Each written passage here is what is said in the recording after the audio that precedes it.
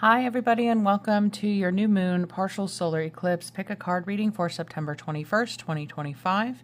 So this eclipse will be taking place in sidereal Virgo at 4 degrees. The sun, moon, and Mercury will all be conjunct, and giving a harmonious trine to these planets is going to be Uranus in Taurus and Pluto in Capricorn. And we also have an opposition from the still conjunct Neptune and Saturn. So we have three major outer body, well, four planets putting pressure on this solar eclipse. It feels like a definite start of a new beginning, something, but before we begin, we must clear and destroy and remove blocks. And interestingly enough, this eclipse is taking place in the Uttara Falguni Nakshatra, the 12th one, ruled by Shiva, the destroyer and regenerator of the world. And it is seen as a marriage nakshatra, a good time for unifying persons and creating new beginnings together, which is what the sun and the moon are doing. We have Mercury, the trickster, in the mix, though. And the symbol of this is a cot, or a symbol of luxury, bliss of the sun, which is the ruling planet of this nakshatra, and that's where the sun will be. And it's also symbolized by fire, a bull, and a fig tree. We have a lot going on this weekend. Other than the eclipse, there's the autumn equinox. We're changing seasons, or equal day and night will happen about 24 hours after this eclipse. And the max eclipse time is 3:42 p.m. Eastern Time, or 4:42 Eastern Time. Adjust for your time zone. It'll be only visible in New Zealand and Antarctica. But the 22nd being the equinox, the change of the seasons, and we also have the beginning of a new year on the Hebrew calendar. The 22nd through the 24th is their Rosh Hashanah holiday. So lots of new beginnings on the way, but like I said before, there is creation, there must be destruction. Some of it may be painful, but we're clearing and fertilizing new ground for more prosperous growth. And let's see what house this eclipse is taking place in your birth chart. So if you can look that up and know your rising sign or your moon sign, you'll see which house this will be affecting the most. Okay, so I have three piles before you as normal. We have pile number 1 is going to be Venus and this red jasper stone. We also have the star agate for pile number 2 and the sparks of light card. And then pile number 3 is separation with this tiger's eye pyramid. Take your time, pause the video if you need to, and I'll put timestamps down below. We'll see you in your selected pile. Hi, pile number 1, and welcome to your reading. So you chose Venus, number 4, and Venus being the feminine planet, pleasure, eros, and beauty, and this nakshatra being Uttara Falguni is actually the bliss of the sun is the meaning of this nakshatra. So it also is a feminine energy, the nakshatra itself. So we are dealing with perhaps some rejuvenation of the feminine energy in your life at this time, within and without. The red jasper being a stone of grounding, it makes me think of blood. This is the Vesica Pisces, the womb, the opening. So there's birth here, growth, Venus being the ruler of both Libra and Taurus. Taurus ruled by the bull, which is a symbol of this eclipse as well in Uttara Falguni. So let's see what prosperous growth is coming. There may be some kind of shedding, like I mentioned in the introduction, as far as Shiva being the ruler of this nakshatra, some cleansing and clearing needing to be taking place. But number 4 is also reminiscent of the Emperor, of the King of Kings, the unifier, the great leader. Some of you could have placements in either Leo or Virgo. Of course, this eclipse is in Virgo. But let's go ahead and read about Venus. It's pleasure, eros, and beauty. With the arrival of Venus, the senses open as if for the first time. It is a planet of pleasure, of touch, of sensual delights. Venus is often depicted as romance or eroticism between people, but it can also be experienced as an all-out love affair with Mother Nature herself. Aphrodite emerging from the ocean is a classic example of Venus imagery, as is Cupid with his bow. No matter how old or jaded you are, when this card appears, it's a sign that attraction is at an all-time high. The laboratory is alight with love. You may be in love with the work, with the materials, with another person, or with the world itself. Seeing beauty in small moments is a sign Venus is in balance, an obligatory reminder that pleasure and pain are usually found intertwined. So this is definitely a call to the arts, to creation. You'll know when Venus has gone away. The senses lead us towards excess action not congruent with our heart. It's likely we'll regret it the next day. To get Venus, get physical break open, your paint set, or pick up an old instrument. Get your hands dirty. Don't do it to achieve something. Do it for the experience. And it recommends recalling the last piece of art that moved you. Revisit it now. All right, let's move on to your oracle cards for this reading. Set that aside. Your archetype card, we have the heart. All right, Venus and the heart. So some love, showing up, sacred space. Create an altar or visit a power place to connect with the divine. It feels like a lot of you are connecting within. I mean, we have Venus in the heart. Could be love for self, love for just putting time aside to take care of you, to nurture you and your feminine energy. The moon card is the path. We have the great mother, surrender to the mystery, fall into her arms. High priest, intend and create. Well, we mentioned creation here in the Venus card, but we have to clear away, clear the path for this creation. And Pisces, intimacy, intuition, and compassion. Well, with Saturn conjunct Neptune in Pisces, there may have felt like there's been a restricted flow of creativity or femininity in your life. This new moon solar eclipse, it feels like it's giving you a chance to sweep out all those blockages, take some time to yourself, get away, take the road less traveled, get to a peaceful place where you can be with yourself and allow these ideas to materialize from your spirit, from your heart. There's no holding back here anymore. There's no judgment. There is a release of care for what other people might think about you or your work or how you're presenting yourself. With Venus there, of course, focusing on beauty. Some of you may be having a makeover, getting a makeover, new haircut, hairstyle. It's a new season. So you could definitely be stepping into a more authentic version of yourself, following your heart, not caring what other people think, and get on with it. I mean, people are waiting for you to take the stage, it looks like. She's waiting to step out in front in full view. You have the support of the Great Mother. Perhaps some of you didn't have very supportive mothers in your youth, and now you're becoming a great mother to yourself or others. Or you could be creating a sacred space for people to come, retreat, and feel at peace. Or you could be traveling to one of those places. Let's see what your tarot cards can add to this reading. But yeah, for those of you who do take time to sit quietly with yourself, I see a lot of ideas coming towards you through this portal. That's what eclipses are. And we have a portal in the sky there on the path. Getting on your path, we have the Hanged Man flip out. It was in reverse. So again, that moving forward, the Queen of Fire, creation, Leo, Sag, Aries. Leo rules the heart. And the Queen of Air, Queen of Swords. So air and fire are masculine. But they feed off of one another. We have passion and intelligence, creativity. These are both progenerative, which is the masculine force. And we have the High Priest here, intend and create. So maybe once you have tended to your wounded feminine, that's what gives you the freedom to soar here. This is Icarus flying towards the sun, going towards your goal. Now that you have the confidence and the clarity in order to get there. And underneath the deck, we have number 4, the Emperor. So becoming an emperor of your life or attracting an emperor energy into your life is coming after this eclipse for you. Being or becoming a boss or being treated like one. Could be an entrepreneur, a leader, just somebody who is in control. After feeling held back, restrained, boxed in by, I feel like, almost like the Eight of Swords feeling. It's just that kind of entrapment.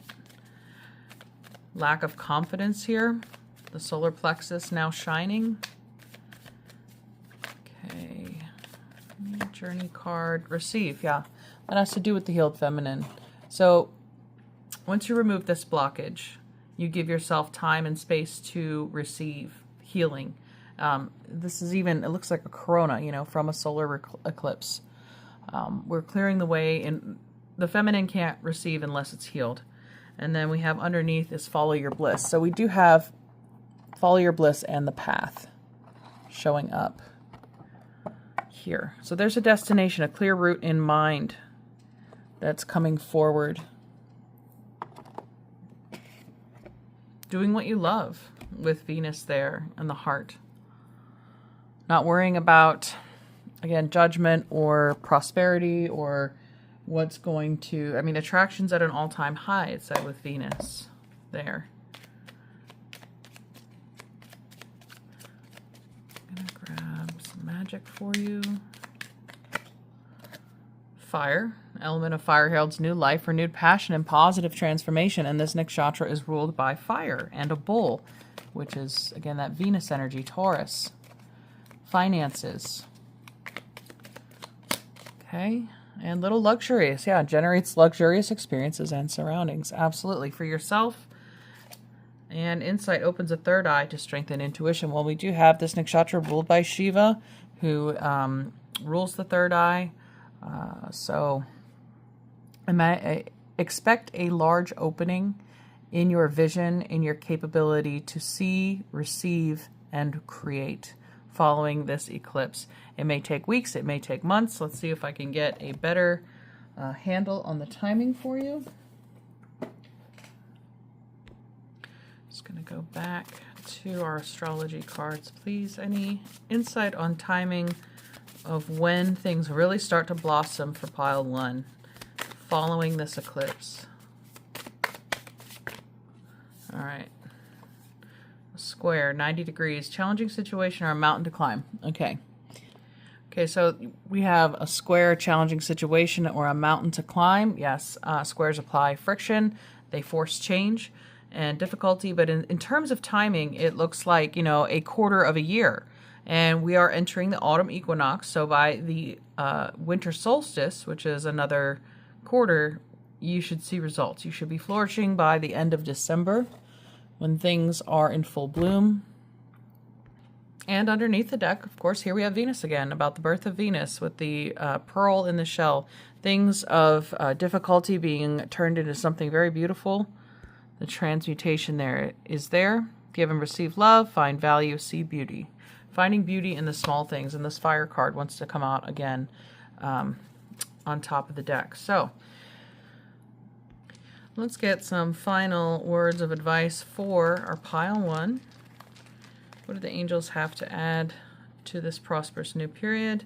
Willingness. Yes, willingness to change, to put in the work. Balance, achieving that inner balance once that feminine is healed. Opening your arms to receive. We do have, again, that equinox, so that is a balance of day and night, masculine and feminine. Simplicity. Keep it simple. Don't overthink things. And transformation. Certainly occurring for pile number 1. I wish you all the best. Thank you so much for tuning in. Enjoy the rest of your eclipse weekend, and we'll talk to you soon. Bye.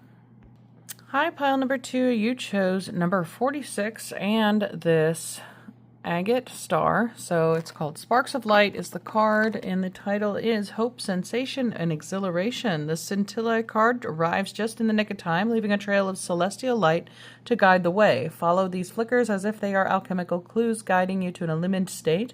When this card appears, it's likely there has been a lull or void of direction in the laboratory. Some may even say the lights have been turned off, but in the deep void of darkness, a messenger of hope arrives, flickering and shimmering with enthusiasm. You might feel the scintilla as a childlike giddiness, the presence of magic, a vision in a dream, or a simple readiness to wake up from a long slumber.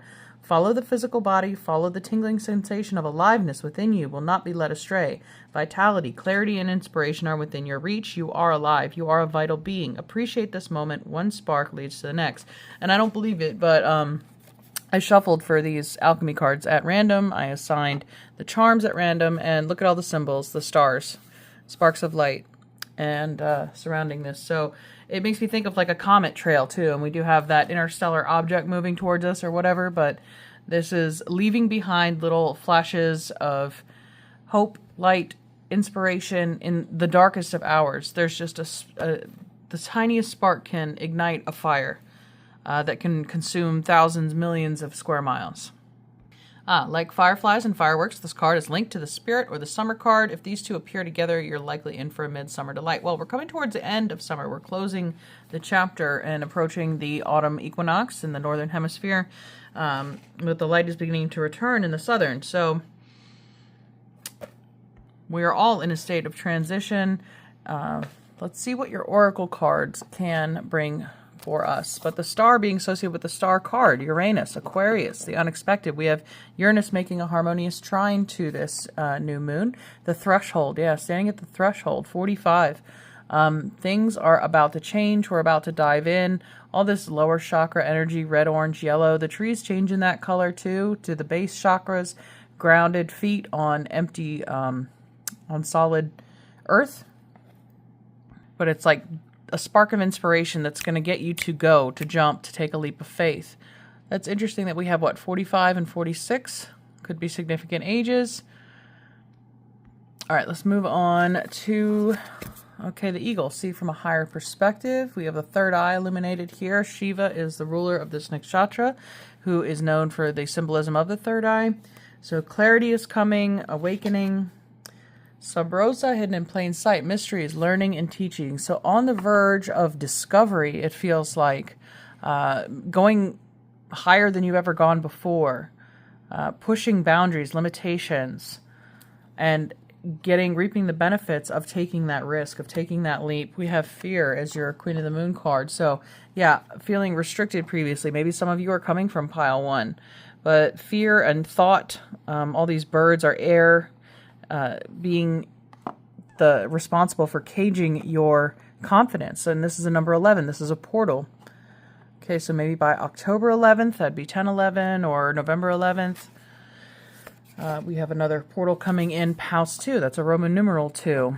This is Taurus. This nakshatra is symbolized by a bull. So that is has to do with your finances. So maybe breaking through a financial barrier too, that you maybe have never envisioned for yourself.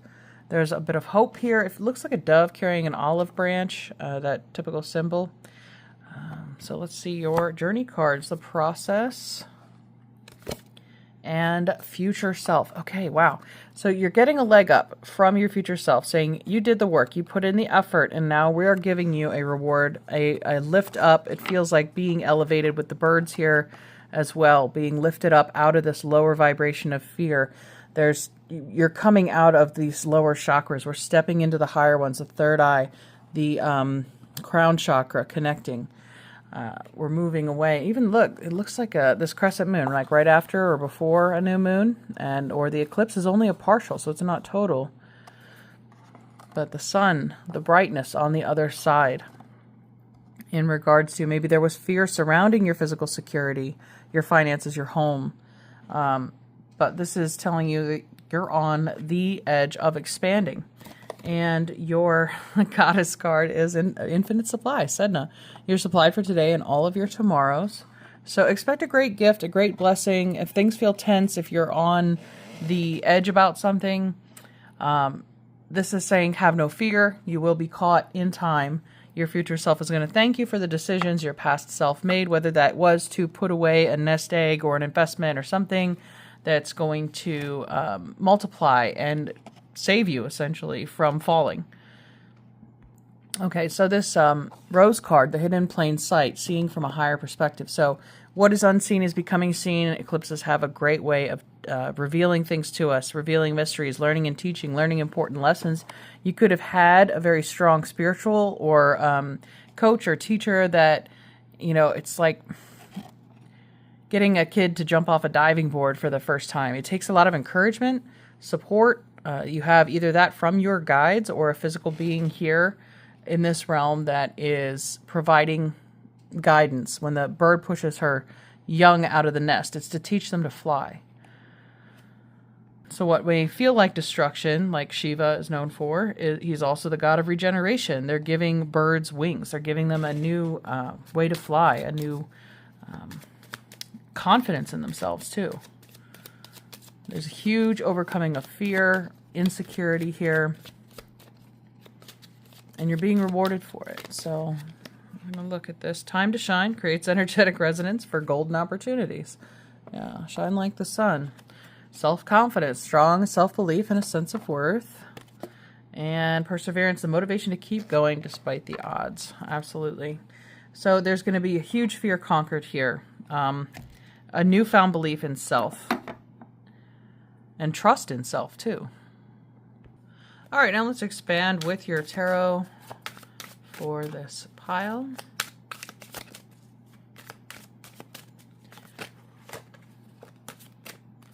Okay, satiety, 10 of Cups, fulfillment, completion, and I pulled the Four of Wands, which is actually called completion in this deck, but that's Venus and Aries. So home, marriage, there could be a marriage proposal or acceptance here. Ace of Swords, truth, communication, validation, and then success, the Six of Coins. Okay, nothing but positive here for you. And underneath the deck, we have number 18, the Moon. Pisces, the unseen. Again, that fear of things not working out, but you're being pulled out of that fear, out of that darkness. Things are becoming illuminated in the coming weeks and months for you, pile number 2. And I just split the deck here, and we did get the Tower. So it's a dramatic shift. It's a change. It's destruction, like I said, with Shiva, the destroyer, coming through, removing blockages, and opening the path. These sparks of light, these sparks of hope are going to start to appear and show. Maybe you see little flashes of light, you know, in your peripheral vision. You're one of those people. Of course, if you're concerned about a medical condition, I'm not a doctor, but in the spirit realm, just seeing those spirit guides around you, those angels, fairies, things that might be reminders that you're not alone, that there's no reason to feel abandoned here or feel like you don't have wind beneath your wings to support you after you jump out of the nest. You take that leap of faith. And I'm grabbing some Lenormand cards for you. Yeah, finding your way through the maze and taking a chance, rolling the dice. A ring is commitment. We had the Four of Wands show up too for marriage, contracts, ultimate happiness, success. Somebody's saying yes. And number 1, to a message. And we had the Ace of Swords show up as a message too. So you might be getting an invitation, say yes. It could be to a party or an event with the masquerade there. And underneath we have the Man and the number 28. Could be around the end of the month, the 28th. We're getting Scorpio, Taurus, Capricorn, and Leo. It doesn't have to be that or even that gender, but keep an eye out for that and say yes and take a chance. It seems like it's going to be very positive for you in the end. Let's finish this off with some encouraging words from your angels.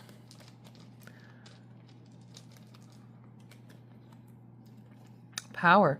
There's the Emperor card, okay? Coming into your power, regaining your power. Whatever made you feel caged or trapped is now been conquered, dissipated. We have responsibility. With great power comes great responsibility. So authenticity, yeah, people are going to admire and love you for that. Let that shine through. There's nothing that can hurt you anymore. And wisdom, we're ending with Virgo, right? This is an eclipse in Virgo, and we have the Hermit holding his lantern at the top for everybody else. The spark of light. It's the star. He holds the star in his lantern for others to see. You either have a teacher or you're becoming that teacher. Okay? All right. Thank you so much for tuning in, Pile 2. I hope you enjoyed this reading. Best wishes to you for this eclipse season and the months to come. We'll see you next time. Take care. Bye-bye. Hi, pile number 3, and welcome to your reading. So you chose number 70, the Separatio card, Separation, and this Tiger's Eye Pyramid. So if you saw my lunar eclipse pick a card reading, I ended up with 2 piles, randomly getting the companion cards to this, which is Dissolution and Sublimation. So if you resonated or picked one of those piles, you may have also picked this one. or have to go back and rewatch those. But let's see what this says. We have differentiation, divide, to cut away. Now this is the second to last card of this deck. Number 71 is the final, which is conjunction. So there has to be separation before conjunction. It kind of ties into the theme of this nakshatra, with Shiva being the ruler of the sun, who's the ruler of this nakshatra. Shiva has to do with destruction and rebirth. So we need to pull things apart before we can bring them back together. Separatio is the great alchemical operation of the sword. It occurs when substances are pulled apart for their higher good, either willingly or unwillingly. The fissure may take place suddenly with a swift blow of the axe, or slowly over time with a dull blade. No matter how separatio occurs, it will likely be a painful process for all involved. Images of swords and knives, battles, rebellion, breakups, divorce, and atom splitting are expressions of separatio. The good news is that separatio prepares the individual for a more conscious union down the line. It releases stagnant energy and allows the parts to see themselves as individuals. This stage is a prerequisite for conjunctio, union, and love. Through the pain of separation, we come to accept and love ourselves as we truly are, and in turn, we love the world. So maybe some of you are going through a separation, or have been spending some time by yourself recently. It's likely there's been a hot mess in the laboratory for a while. Once you're past the initial blow, which could take a long time, you'll be singing separatio's praises. So it's like a blessing in disguise for something to have ended for you. If you're experiencing that, language is also a way that separatio is expressed through labels, titles, and definitions. Notice whether your word choices are inclusive or exclusive, and adjust as necessary. I believe, as I'm recording this too, that we still have Uranus in the Kritika nakshatra over in Taurus, and the symbol of that is a knife or cutting. So this could have been an unexpected loss or separation of sorts. But let me get your oracle card shuffled up. All right, so let's start with your archetype card, the desert. All right, this showed up in one of my pick of cards, the lunar eclipse as well. So number 37, separation and the desert. Feeling, a sense of maybe abandonment, lack, drought, desperation, desolate things. It's like something's been missing from your life for a long time. Or it feels like, wandering aimlessly through the desert.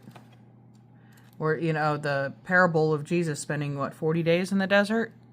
Separating from something, depriving yourself something on purpose, to fast, to feel the inverse of full, feeling empty, feeling maybe there's been too much excess in your life and there's things that need to go, that you need to feel and experience life without for a little while. And this happened to me in pile 2 also. I was flipping through the book, right? I randomly drew these and now this card, but this is the only pile that has a pyramid, right? And the book depicting the pyramids here. So, Egypt, the desert.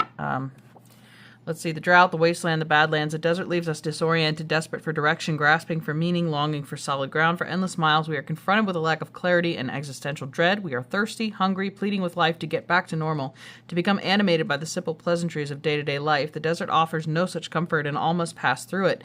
If you can embrace the discomfort of the desert, knowing you will someday reach water again, you can tap into the potent energy of the landscape. Its lights are blindingly bright, and its darks terrifyingly deep, which makes for unbridled creativity and clairvoyant visions. Truths reside in the desert that otherwise remain hidden. The crows, the shadows, and the coyotes' call surrender to you, surround you. Let the winds and sands work their deep magic, weary traveler. So there's a blessing to be found here in the desert. There's clarity that will come out of this situation of deprivation. It's a whole new perspective for a lot of people that have not been in a situation like this before. Feeling tempted too, is what Jesus was tempted in the desert. I'm not a Christian, but I grew up in a Christian household, so these things have been pounded into my head and they're there in my subconscious as I'm reading this. But you could be tempted with an easy way out, or to not finish your challenge, your course. The pyramids are also places of spiritual healing and power. There's great, reward that can be achieved and reached in the desert if you persist, if you stay with it. So moving on, your angels and adds. Okay, the stag, trust and thrive. A lot of masculine energy here, to persevere, to keep going, to trust in the trust in nature, that you will be provided for, that things are not, in fact, all lost or collapsing around you. There is strength that is still upholding this situation. And maybe that's what you'll find in the desert, is your own inner strength in order to persevere and keep going. All right, so moving on. The Rose Oracle, the Breathing Rose, heart healing, emotions, connection, time eases. So she's just holding her stomach and her sacral chakra, really feeling the movement of the breath in and out. Maybe some of you need to practice yoga, pranayama, or just do simple breathing exercises to relax and center and focus and ground yourself during this what might seem like desperate or chaotic times. But something as simple as appreciating and knowing that as long as you're breathing, as long as you're alive, there is hope, there is a chance, there is, you can rely on yourself here, your gut instinct. Maybe some of you need to refine your gut health or go on a fast in order to heal your gut. Okay, so Yamanya, golden opportunity. What do you find wandering through the desert? A golden opportunity. There's a drought that has been extinguished here. Coming back to you, we have now the ocean, the source of all life, coming and bringing you blessings. There is a reward coming at the end of this trial for having believed in yourself, for giving yourself the strength. And underneath we have the new moon as your Queen of the Moon card, number 2, new beginnings. There's the portal, the doorway. All eclipses are portals. I'm going to keep that covered there just in case. But, dolphins are always a symbol of joy, happiness. Leaping out of the water, jumping for joy, that this is your new opportunity, your golden opportunity, is to walk through this gate now that things have either calmed down or you stop struggling, you stop fighting against something, and embrace it. Embrace yourself, holding yourself up and not letting yourself wither in the desert. All right, the astrology cards, we have House 3, communication. Gemini rules the Lover's card. Also communication, siblings, early childhood learning, relations, rational mind, and communication. We do have Mercury conjunct the Sun and Moon for this eclipse. So Mercury is the ruler of the 3rd house. That's this golden opportunity. It could come in the form of an invitation, a letter, a phone call, somebody calling out to you saying, hey, over here, it's like, am I hallucinating? Am I seeing things? Is this real? Because you're lost in the desert, you start to hallucinate and you don't know. This is very grounding. This kind of, it's showing you a way out. There's somebody making an offer to you. And then we have the sun. The nakshatra that this eclipse, the sun, is ruled by the sun. So self-express, embody truth. That's Leo, rules the sun as well. And the solar plexus. So somebody's going to recognize your worth after you do. After you find your strength, your worth. They are going to, and you start to embody that. There's going to be a shift in your entire radiant energy because you had the strength to separate from something, from a belief, from a person or a toxic environment, something that was leaving you dry and drained and stranded. And it's like a self-preservation mechanism kicked in, and it's just all of a sudden, I'm going to nurture me and the rest will follow. So a lot of you, I feel like family or siblings or in-laws could be the source of this communication, or somebody who's like family. So let's get a couple more. Oh, I forgot your journey cards. Let's get those and then we'll clarify with tarot. Journey cards, pile 3. This journey through the desert. Curiosity. All right, so it's another portal. It's another gateway. The 3rd eye. Trust. Curious. What you're seeing is real. It's not an illusion. I mentioned, seeing mirage. That's what it's called in the desert. This is, it may feel like a mirage, but it's not. So explore that opportunity. It's leading to wholeness, completion, the sun and the moon coming together, and you in the center as a star, connected, wholeness, connection, After separation comes connection. All right. Beautiful. So what can the tarot expand for us for pile number 3?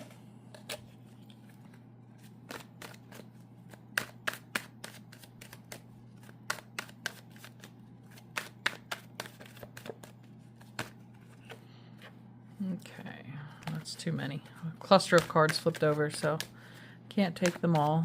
Let's see, pile 3, please. 3 cards, how about? 1, 2, and 3. Okay, under the deck is the world. Completion, connection. Here we have Scorpio, Taurus, Leo, and Aquarius, the fixed signs. Okay, we just had that lunar eclipse in Aquarius, where the sun was in Leo and the moon was in Aquarius. Things are coming together. Things are becoming reconnected. We mentioned connection, reconnection. Shiva destroys before he rebuilds. And let's see. Okay, number 2 of coins. We had another 2, 2, 2. So that again is speaking of partnership, linking up, connection, going with the flow. The moon, okay, something hidden, secret, or Pisces, Cancer, Scorpio, things you didn't see coming. Obviously not knowing if you can trust this vision or this offer. Trying to weigh the pros and cons. Should I go? Yes. Queen of Cups. Ultimate healing. Ultimate unconditional love. More Cancer energy. Nurturing. Home and family. So it's not an illusion. Pile 3. This offer is real, fruitful, and it's going to help your cup overflow. What is underneath the deck? Did I see? Oh yeah, the world. I did show you that. Okay. Let's see. Magic cards for pile 3. Okay. Philosopher's Stone. Powerful manifestation of wishes and goals by harnessing universal energy.